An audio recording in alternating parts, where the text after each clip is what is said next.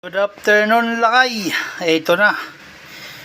Dito ako napapalo ng bata ako habang nagpapastol ako ng kalabaw.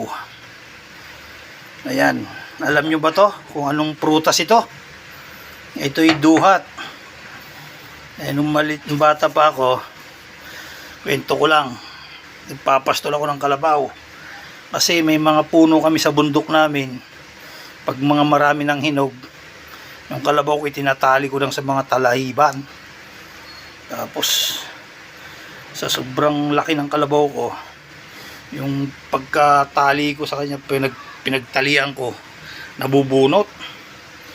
Tapos napunta sa ibang kalabaw, nakikipagsuwagan. Ayun, pag uwi ko ng hapon, dahil yung kalabaw ko nakikipagsuwagan, hinabol niya yung kalaban niya dahil natalo yung kalaban. Nakita ngayon ng lolo ko, palo inaabot ko noon dahil lang dito sa duhat. Kasi marami kaming puno sa bundok namin pag mga ganitong buwan, May, April, yan marami ng hinog yun. Punta kami, nangunguha, tatali ko yung kalabaw sa talahiban hanggang sa mapigtas yung pinagtalian ko, hanggang sa nakikipagsuwagan sa kapwa niya kalabaw. Dahil malaki yung kalabaw ko, hindi nagpapatalo, kaya kawawa yung may mga ari ng kalabaw, nagsusumbong sa lolo ko. Kaya pag uwi ko sa bahay, palo inaabot ko. Kaya dahil dito, masarap kasi ito kaya tikman niya din to. Wala man tayo sa probinsya, pero may nagbibigay sa atin ng ganito, duhat. O ayan, panahon ngayon ng tagduhat, ang dami nito.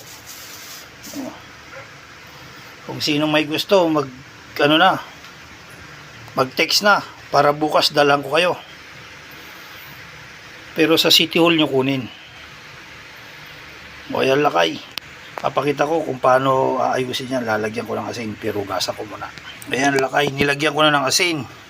Tapos tatakpan natin ng plato. Ayan, tatakpan natin. Tsaka nating alug-alugin.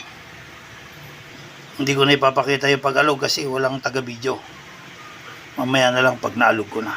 Kaya lakay, may asin, natikman na natin. Kaso hindi siya gaano nadurog. Matamis-tamis din siya.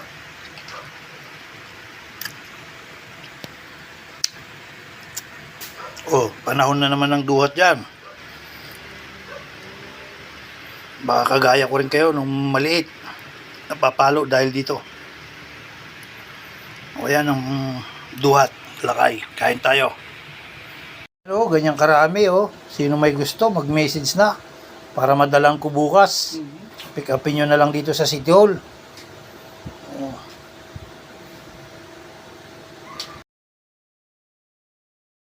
Ito na, lakay, ang cherry ng Pilipinas. Duhat. Kain tayo. Alam niyo na ang kwento nito, abangan niyo sa part 1. Ipopost ko sa part 1, nandun sa part 1 ang kwento nitong duhat na to. Dahil dito talaga ako napapalo. Ayan. Kain tayo. Ayan duhat kain tayo.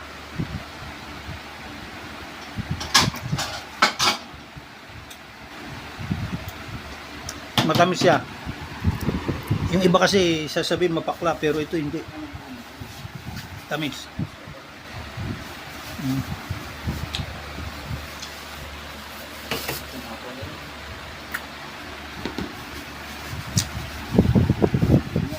Masarap lantakan to.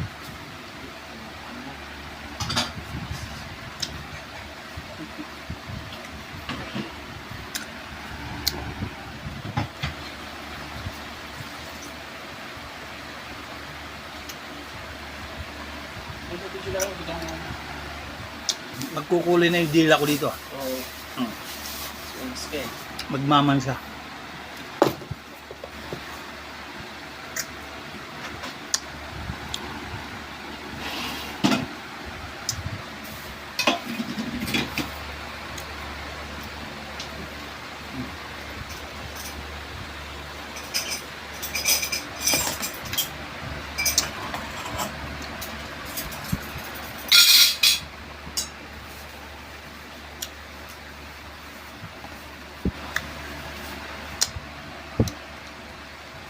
Ang kasabay nito, Serguelas at saka Santol.